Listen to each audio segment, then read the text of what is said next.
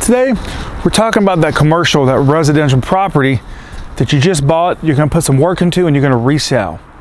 You've got questions on flood insurance and how it works when you go to resell it. So today, we're gonna answer those questions for you. Hello, Chris Green here with the Flood Insurance Guru. If you've got questions about flood insurance, flood education, flood zone changes, elevation certificates, click below to visit our website, floodinsuranceguru.com. You can also check out our daily flood education videos on our YouTube channel. Remember, we have an educational background on flood mitigation, which means we can help you understand flood risks like this right here, your flood insurance, and mitigating your property long term to help you minimize flood losses and flood premiums.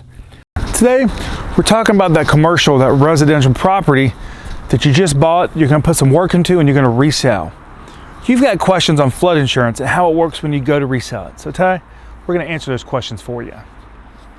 So one of the big questions we get from investors is, hey, when I sell this property, am I getting a refund on flood insurance? You know, maybe, maybe not, depends how it's sold, depends when it's sold. So let's talk about this a little bit. Let's look at the National Flood Insurance Program. Let's look at private flood insurance, because they differ big time when it comes to refunds. Now, when it comes to the National Flood Insurance Program, when you sell this property, you'll submit this cancellation to the National Flood Insurance Program, and this policy should be prorated for you. I mean, there may be some fees in there, like your Homeowners Insurance Affordability Act surcharge of $250 if this is an investment property, and some other small surcharges that may not be refunded. What you want to pay attention to is the base premium. Now let's look at private flood insurance. Now, private flood insurance works a little different.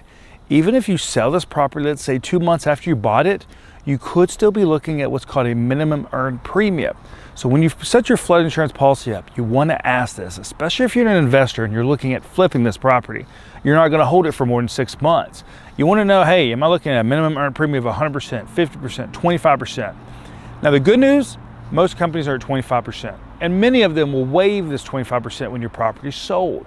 But you still got to pay attention to things like agency fees, brokerage fees, surplus lines fees. Generally, none of these fees are refundable.